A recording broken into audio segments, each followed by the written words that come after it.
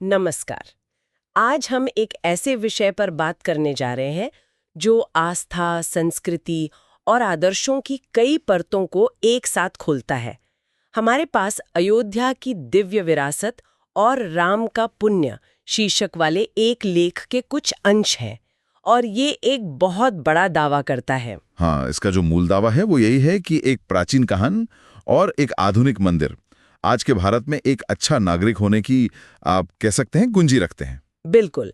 तो आज का हमारा मिशन है इसी दावे को परत दर परत समझना। मतलब ये लेख अपना तर्क बनाता कैसे है, ये एक व्यक्ति के चरित्र, एक शहर की पहचान और एक मंदिर के निर्माण को एक आदर्श समाज के खाके से कैसे जोड़ता है। चलिए इसमें और गहराई से उतरते हैं। जरूर। देखते हैं कि ये लेख इन सब बिंदुओं को आपस में गूंथता कैसे है। तो लेख की शुरुआत होती है अयोध्या से।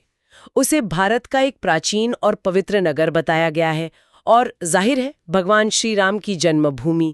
लेकिन क्या लेख इसे सिर्फ एक धार्मिक स्थान के तौर पर देखता है या इसका कोई और सांस्कृतिक या ऐतिहासिक तर्क भी है? ये बहुत अच्छा सवाल है।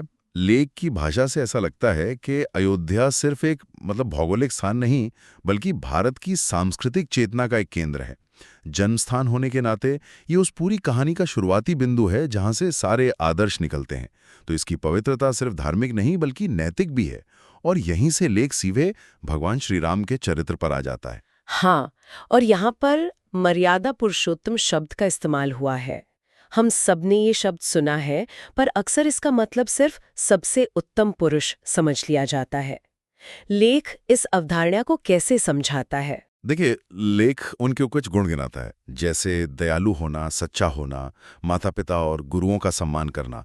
लेकिन मर्यादा पुरुषोत्तम का असली मतलब इससे कहीं ज्यादा गहरा है, और लेख उसी तरफ इशारा कर रहा है। मर्यादा का अर्थ है सीमा या अनुशासन।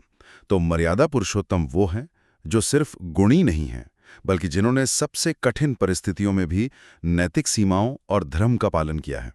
ये सिर्फ अच्छा होने के बारे में नहीं है, ये सही आचरण पर टिके रहने के बारे में है, तब भी जब ये आपके लिए व्यक्तिगत रूप से विनाशकारी हो। अच्छा, तो ये सिर्फ गुणों की एक लिस्ट नहीं है, बल्कि आत्मनियंत्रण और एक नैतिक संहिता के पालन की बात है। ये तो चरित्र की एक बहुत ज्यादा जटिल और शक्तिशाली तस्वीर है। बिल्कुल। और यही वो नींव है जिस पर लेख अपनी आगे की सारी इमारत खड़ी करता है।